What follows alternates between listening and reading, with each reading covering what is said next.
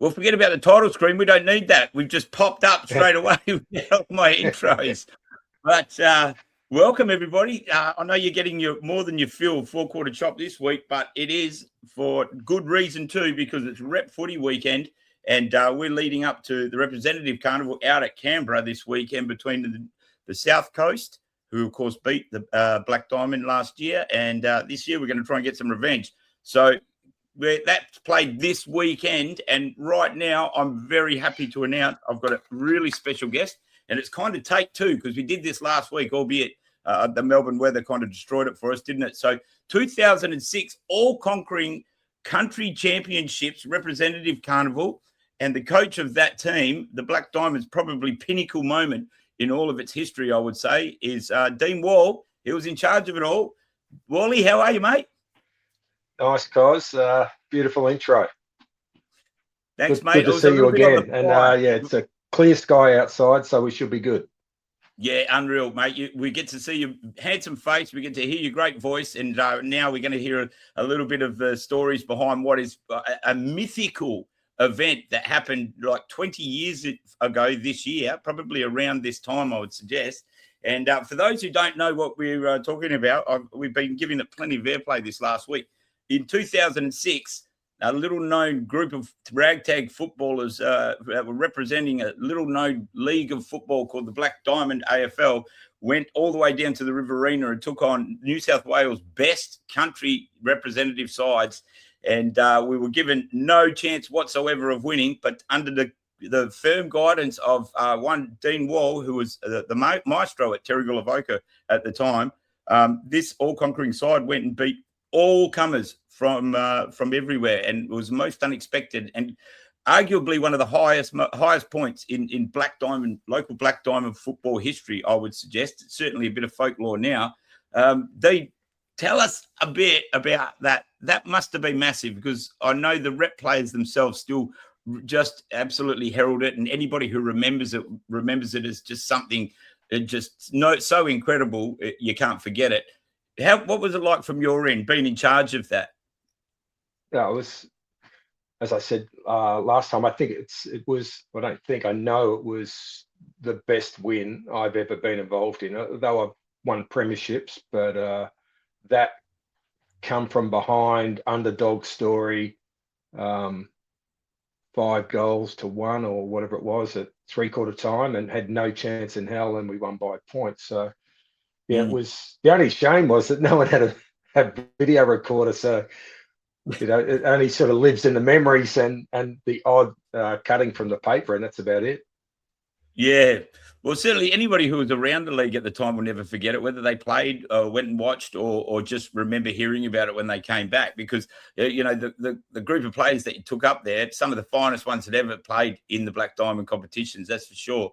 But they're virtually heroes of the league for anybody who does remember it. So it must have been. Did you give yourselves any chance at that particular carnival? Because we're talking like the very finest country regions in New South Wales, and a couple of them bordering on Victoria. So it's AFL heartland down there. Probably not. I mean, we went down the year before and we played, I think it was the Hume League or the Farah, and we had no chance in that. So they said in the paper.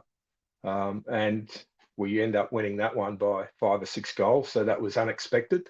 And then the other two teams had played their own game after us, because it was the hero game. And the next year they invited us down to the round robin. And like, they have paid players down there. And, by mid-season, there's a few injuries going through our league. And pretty much it was ourselves, Newcastle, or Terrigal, Newcastle, and Cardiff that supplied the bulk of the players.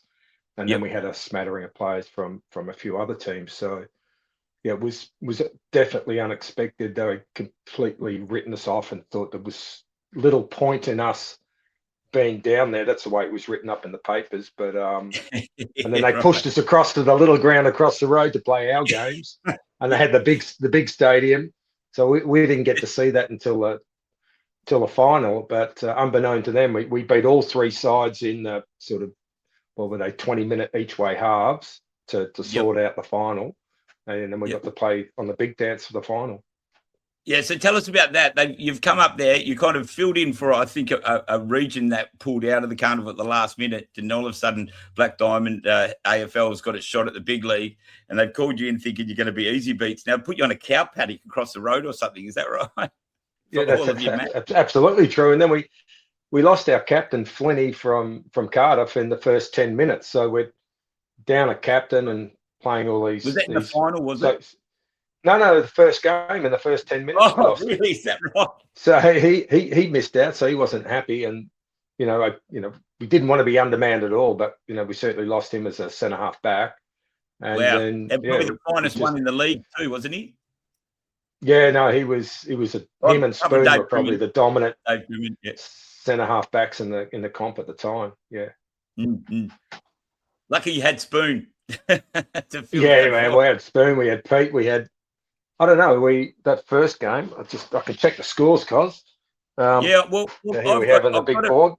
Yeah, have a look at this, ladies and gentlemen. He just casually happens to have the memorabilia. Yeah, that's right. Well, we beat the Riv, and they were the favourites, right? So we beat them in the first game, and then we beat the Farah by a goal, and then we beat Hume by 7. So it was 8 goals to 1 in like a 40-minute game. So that was pretty dominant. So just hold that up again, Wally. Can we have a look at that? This is a bit of memorabilia for you folks. This is what you get when you're the coach of an all-conquering representative carnival side. That's incredible. Has that still got pride of place on the wall, mate? Absolutely. Wall? Yeah. No, you played Riverina twice, is that right? You played them in the first game, beat them. Yeah. And then the last game, the final, is something. It's a real Mighty Duck story, isn't it? Like it was. You couldn't believe it. You've finally been moved over to the big stadium. We're playing against the Riverina, who've already been embarrassed by you the day before. So this one's the first 4-quarter match, isn't it? There was 4 15-minute quarters. Yeah, actually, it was all done on the same day. We would have started at 9 or 10 in the morning and finished in the afternoon. So wow, how about it was all done on the Saturday. We came down on the bus on the Friday night, as we do. We stay at the Pineapple Hotel, and then it's a matter of running around trying to drag the guys off the beers and off the pokies to get them to bed before midnight, right. And then we've got football the next day. So yeah, that's all taking it very seriously. All taking it very seriously. Well, they do once we cross the white line, but beforehand, I think it's a bit of a party. So. Dude, I just wanted to ask you something. Just on account of you just mentioned Dave Flynn was injured in the first game, so you're already 1 down. I remember I asked you last week, and we'll do take 2 on this. Is there any players that you remember in particular that stand out to you? Because you're coaching the best of the best in our league, and they've invariably turned out to be the best of the best in all of New South Wales country. Is there any player from our side in particular that stuck out? Let me have a look, cos. Yeah. And memorabilia comes back out again. Yeah, well, because it's hard to remember all the names, but of course, Gooley was there. He had a great day. You mentioned someone last week in particular. I thought was Gibbo. But no, Gibbo was where is he? Clark. He was it was a fitness freak. He was a triathlete, and football wasn't his natural game. I think he was a basketballer, but he played with the Cardiff guys. And are you talking about Adam Clark? Yeah, whenever we played, he played in finals or he played. Yeah, he always stepped up and just. He was a standout. Well, he I gave him our best player, both 2 years in a row. Yeah, right. Yeah, he stepped up, even though there may have been some better footballers at his club. Come the those interleague games, he was definitely one of our best players. What about this guy? Do you remember this guy, Wally? This is the guy I wanted you to say because you mentioned him last week. I got him on especially as a reunion for you. It's Jimmy Newburne. Jimmy. Yeah, well, g'day, Jimmy. It's good to see you. Very good. I'm still following you on the social. Team photo. You might have got to me eventually. Yeah. Well, I didn't get the Jimmy the first year. You didn't make the first year, but I said I think I missed out. Missed the cut. Yeah. I said if you missed the cut, you'll definitely play the next year. And because he'd come across from rugby, hadn't he? So his game Yeah, I was started to only, I improve. think that 06 would have only been third year of footy. So I was Yeah. rugby league before that. So, yeah. Yeah, we definitely needed the strength and the aggression, and he brought that. So that was one of the strengths that Jimmy brought to the team. I Lack of asked skill, you, but a bit of strength. still brings a bit of that, don't you, Jimmy? I've got to stop. I've got to stop retiring. I'll stay retired instead of keep playing these odd games. Do you know what, mate? It's the prerogative of any of you blokes in the 2006 rep side that you're allowed to retire 6 or 7 times. Pete's on his 8th retirement so far. And back. I've tried to do it. I'll finally get rid of the coaching, so I just need to get rid of the playing side of it. Yeah, exactly. Keep playing, mate, Jimmy, as long as you can. Oh, I've been trying, don't you worry. Don't give it up yet, because if you see just behind me here, mate, you might have seen on the show last night, I've got a little bit of a campaign gully. If I could just, no one will give me a coaching job anymore, Wally. So I've got my own magnet board just in case I get a gig somewhere. But I've come up with this idea, bear with me. So if you could pull all these guys together, you could insert them in the Masters Carnival for a New South Wales team. Wally, that sounds like a brilliant strategist idea. And funny enough, I had the same idea myself. So that's exactly what we're going about. And bear in mind, Wally won the 2006 Representative Carnival with that kind of strategic mind. So maybe there is hope for me yet. I don't know. But that's exactly what we're going to do. And before we go any further, Jimmy, I've got to ask you, mate, are you keen on this particular idea? Because I think Shaq's on it, although he doesn't know he's officially committed yet. Shaq's on. Pete Van Dam's on. You'd have to be number 3 to say yes. Well, I've got to have another game with Peter, a fellow Manly fan as well. So PVD, of course, mate, of course. Be great. That would generally work against you, mate, but never mind. We'll overlook it on this occasion. All right, mate. You might have to put a transfer in for Spoonie because he tends to play for Tassie at the Carnival. Yeah, I did too. I played at the Carnival last year, not last year, the year before in WA, and I was a Western Australian living in New South Wales who played for Tasmania, so I had half the country covered. Might as well have a game for Queensland this year, Chop. Yeah, I will. Northern Territory if they got a spot.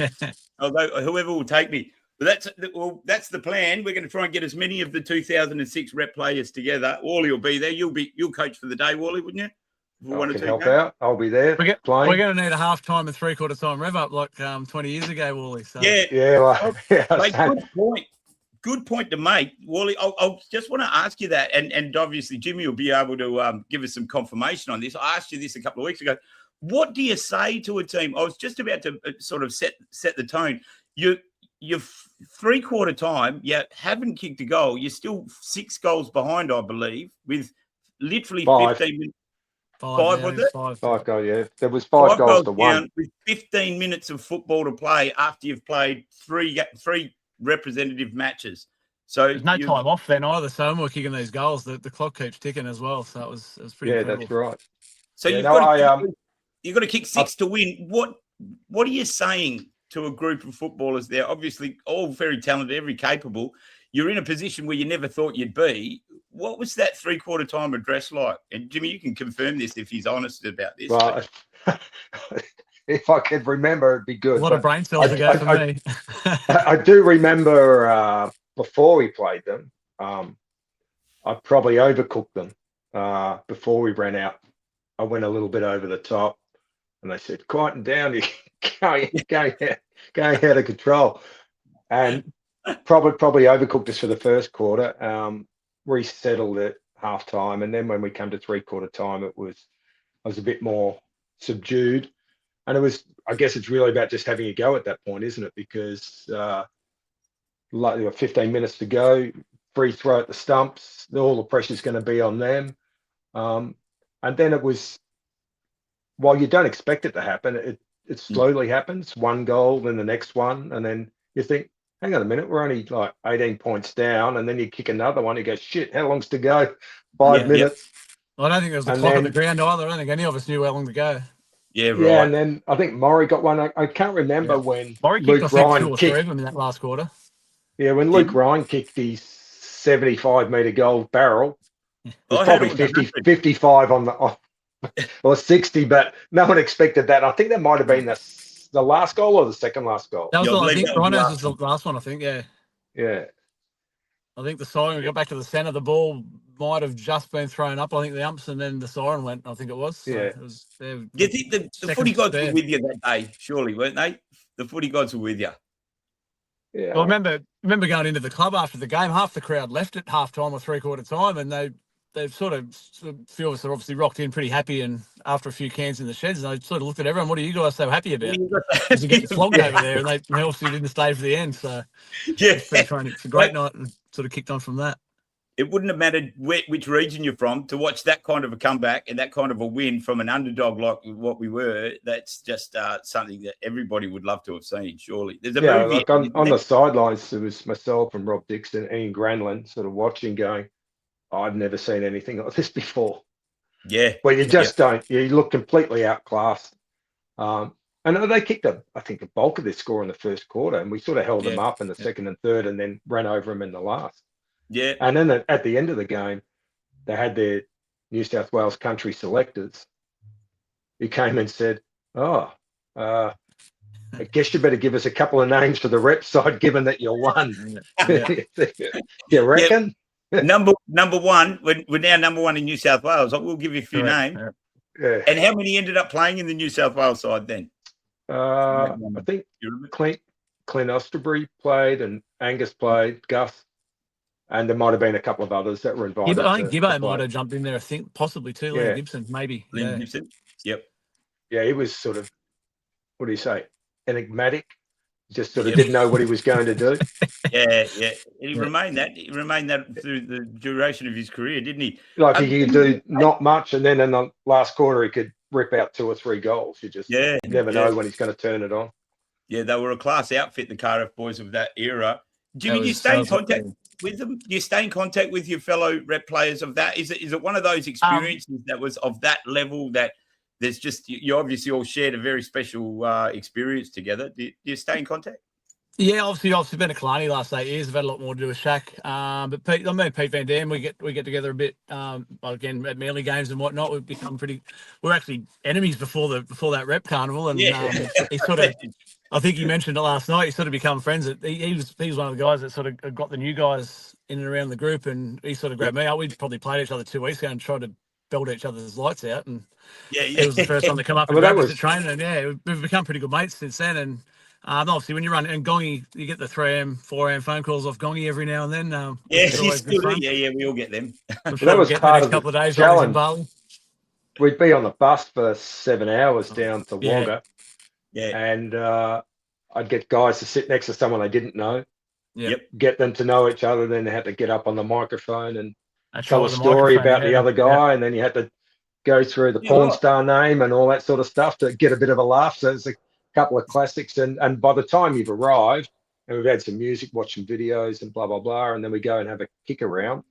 Everyone's actually quite a bit close. And then once you play the first game, we become closer again. So, and by the time we leave, and we'd won, it was a pretty raucous trip home.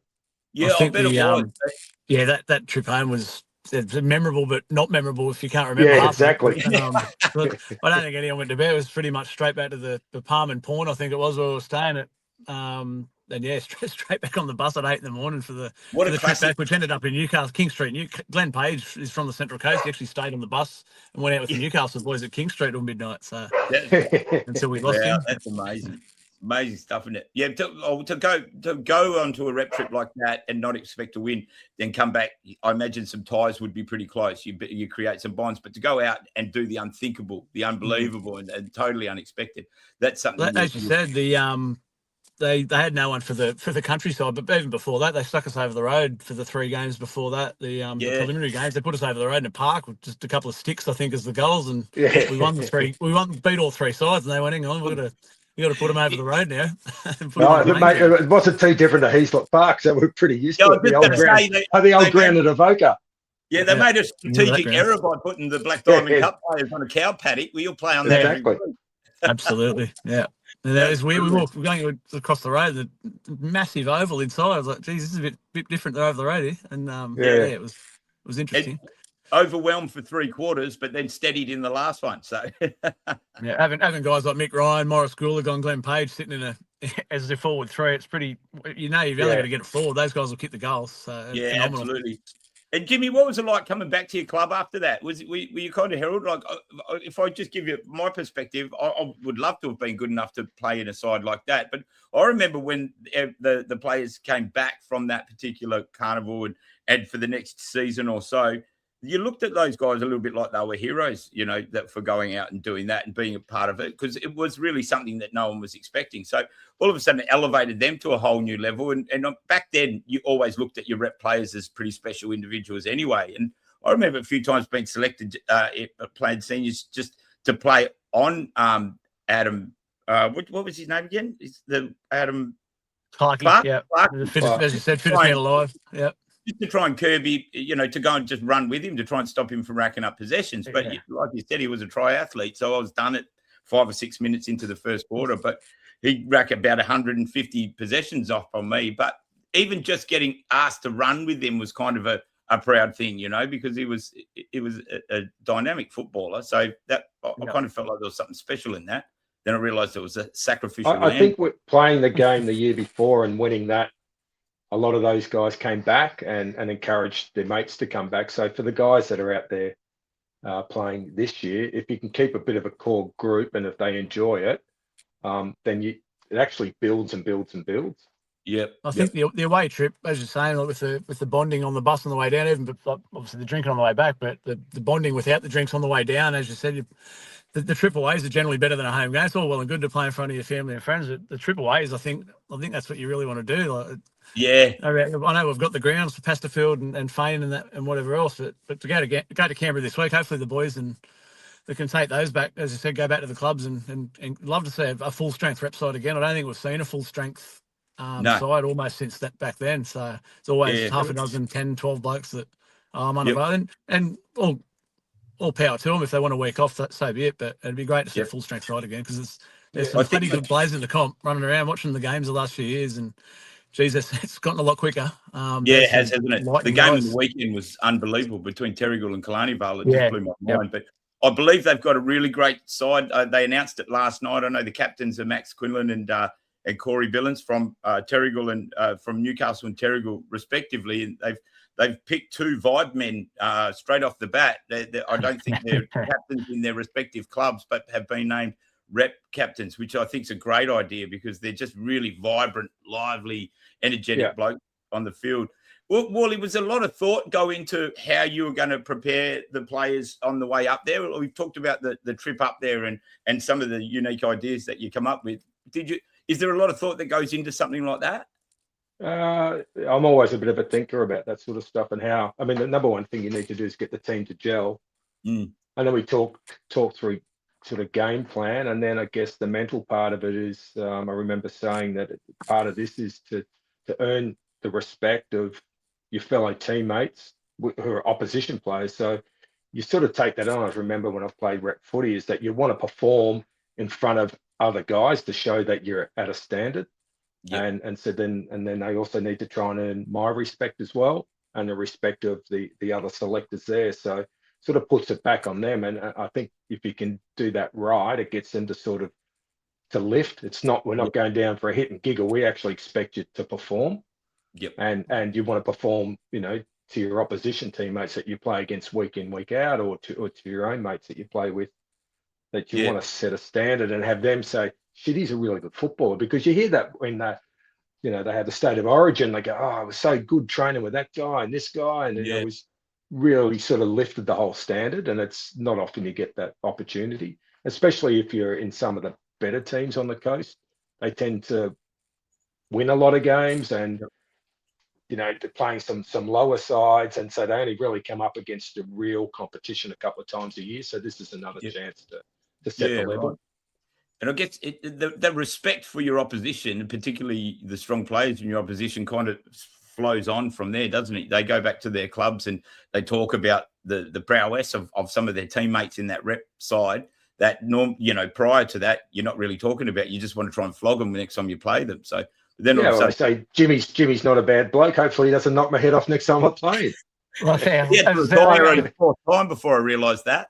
That was I think that was the thing with me and Pete. Who said we we wanted to kill it. It was not similar in skill. He was 10 times the player I was, but similar in just probably got on the wrong side of the umpires a little bit and probably pushed boundaries a bit. And when we played each other, it was always trying to get into each other as much as anything, and especially after we got to know each other. And it was still good to play the games. Probably wasn't as spiteful. It was still physical, but it wasn't quite maybe the spite after we'd known each other. But it's a funny thing, isn't it? Once you get to this stage of football, where you start to realise you don't not so one-eyed for your own club. You start to get to know a few people from other clubs, and you realise, I could have just about landed anywhere in the Black Diamond AFL, and I think I would have found a genuine home at just about any club. Now that I know enough people from enough clubs, it's amazing.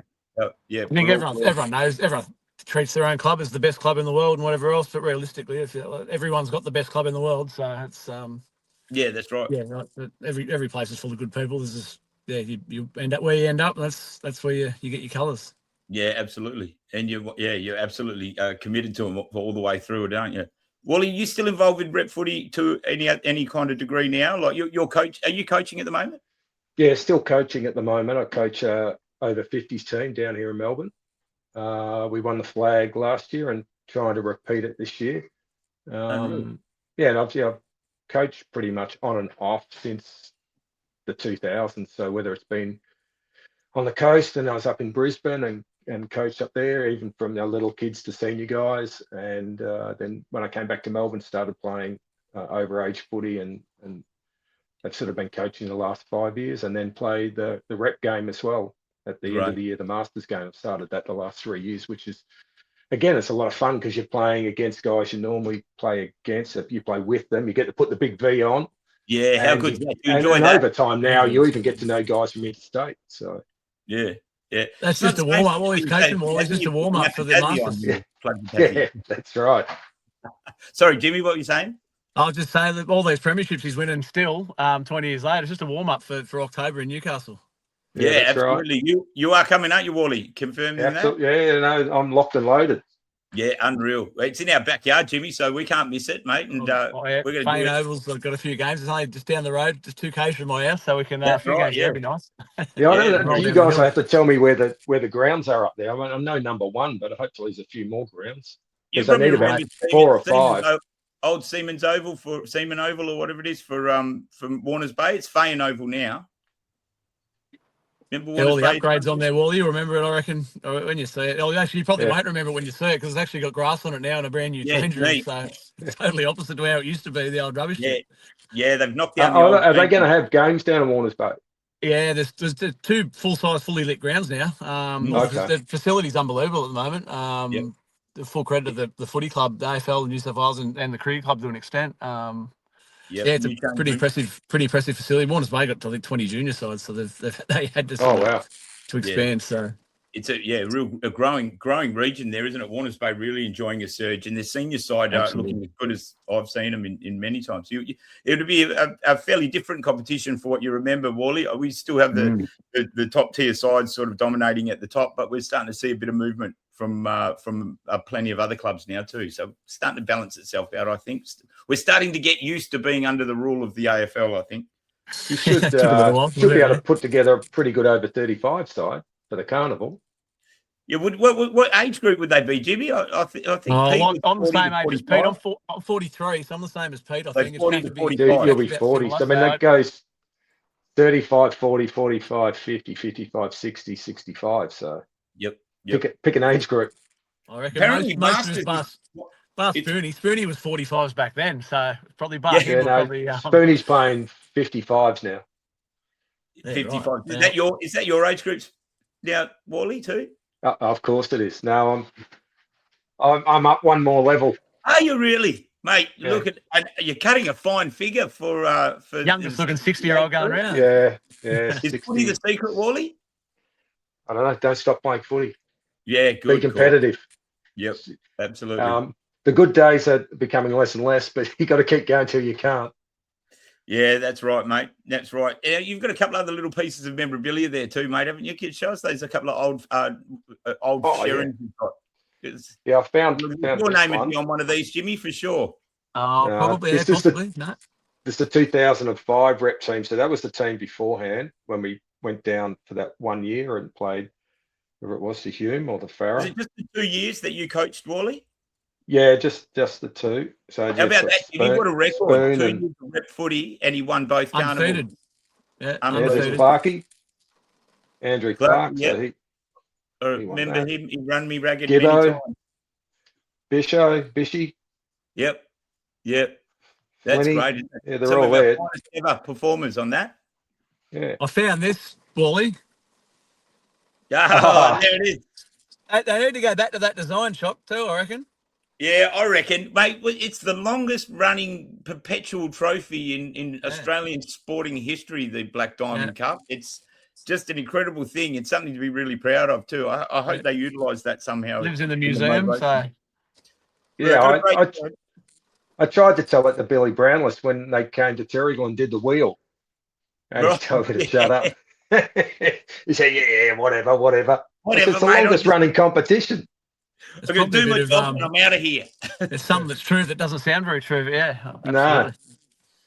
Yeah, well, it's hard to believe. I talked to Ian Granley. He knows everything about the history of football in the region. And I was very interested to find out that somewhere through the 60s, Australian rules football very nearly became the number one code. It was neck and neck for a little bit there. And our Hunter Central Coast region had something like 35 clubs at one point. Wow. Yeah, there was all the minors and stuff. It was a hub for Australian rules football, and I can't remember exactly what the reason was, but it was kind of a touch and go that it was going to become the main code, but something went wrong right at the last minute. I can't remember what it was, but then league ended up coming in and taking over. So we're a bit unlucky not to get the northern part of New South Wales as our main code. Well, it's building back up. I don't think it'll catch the rugby league in Newcastle these days, but it's just AFL certainly. But the participation numbers in the juniors and all the girls' footy has gone gangbusters as well. Going massive. Women. So and the Swannies are doing well, so that helps. Yeah, once the Tassie Devils are in, they'll want to put a 20th side in before too long. So I've got a little campaign called the East Coast Kingfish that I think we. Do they need a coach, Corey? What's that? They need a coach. Wally might be able to debut in the AFL as the 20th coach. I think so, mate. I think, well, given the proud history he's been able to bring back to the region, why not? With a record like that, with still winning premierships at 60, so I'm sure they'll be looking. Yeah. How's the side going to look for this weekend, though? That's what we want to pump up. I think it's going to look great. I'm going to have a little chat with the captains. They don't know it yet, but I'm going to have a chat with the captains a little later tonight. But and then have a good look at that side tomorrow. I spoke to Courtney Knight last week, who's the coach there. You would remember Courtney Knight? Yeah, you used to play at Newcastle, yeah. Yeah, I think they're in really good hands there. And more interestingly is Pete Van Dam, Dave Flynn, and Mick Ryan are the assistant coaches. And apparently, So, yeah. So a genuine reunion there. Yeah, if the team's not playing well, they'll be putting a jumper on, won't they? Yeah, just about. I reckon they'll be itchy as, wouldn't they? They'd have to be. Is it going to be live? We're getting some streaming live on it? Yeah, there is a live stream. I trialed for the commentary team, but I didn't make the rep side commentary team, unfortunately. You got the chop. Or you take your spot. Yeah, we may have, mate. I don't know what it was. I think I might have talked a bit too much. I think sometimes I'm a little edgy for the AFL, so they like to keep me in the box from time to time, but they can't keep me in there for too long, Wally. All right, fellas, well, we've used up our half an hour here. Thank you so much. That was just a wonderful thing to have you both come on board. And I promise you, Jimmy, I'll show you the rough footage. Wally definitely did pick you last week when I asked him that question. I'll take your word. I appreciate that. No. He certainly came up. I mean, there were some great players in that. Certainly helped my footy anyway. It's 3 years in. It was sort of started to get improvement from there. It was good. It was good. That's a good coach in early days. And a good thing for the young rep players now, especially the first timers or the debutants or the ones who've been involved, because rep footy has been virtually dead for a few seasons, and then it's been revived in the last two with sort of a restricted kind of a carnival. We've only been playing the South Coast, but it's 1-1, so we've won one each. So this actually will really mean something this year. But I think just the way that we've put a bit more promotion into it, and the right coaches have been appointed, and I think the clubs are getting right behind it in the way that rep footy should be. I think it's on the rise again, and there's no better time to be talking about things like the 2006 achievement, because it was really and very much stands the test of time as one of the highest moments and highest points of local football here. And if we could strive to achieve something like that again, what you guys have been able to do, then we're certainly moving in the right direction. That's for sure. It's definitely a pinnacle piece that we would love to try and achieve again and replicate again. And it's been an absolute pleasure getting a chance to speak with you guys all about it. So yeah, be nice to reminisce. Nice to catch up with you both, Chop and Jim. Yeah, well, absolutely, mate. Get up here, mate, and we'll find a game, mate. We'll get Chop off commentary duties for half a game, and we'll have a beer. Yeah, that sounds good, mate. Well, I'm making it. It's actually it is my plan of mine. I do an annual campaign, and this is the one this year to bring this 2006 side back together as closely as we possibly can. And I'm just going to sneak into the team photo in the background. Absolutely, you will. All right, thanks so much for joining me. Absolute pleasure. We'll get you on. Thanks, guys. Great to see you, Wally. Fantastic, mate. You too. Thanks, guys. Thanks, see you. Good on you, lads. Bye. Thank you so much. What an absolute pleasure. I love chatting with those guys about that particular achievement, 2006. What a wonderful event that was.